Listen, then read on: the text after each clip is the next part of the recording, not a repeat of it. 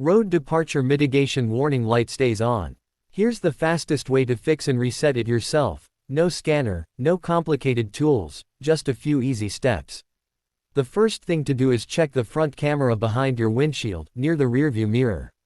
Make sure it's clean, no dust, dirt, or water blocking it. Even a tiny obstruction can trigger the warning, so a quick wipe usually helps a lot.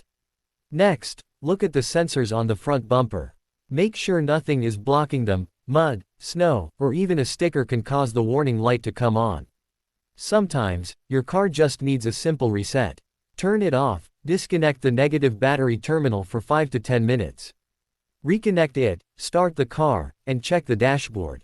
Most of the time, the light goes off immediately. After that, take the car for a short drive, preferably on a straight, clear road. The system needs a few minutes to relearn the lane and recalibrate. After a few minutes, the warning light should disappear.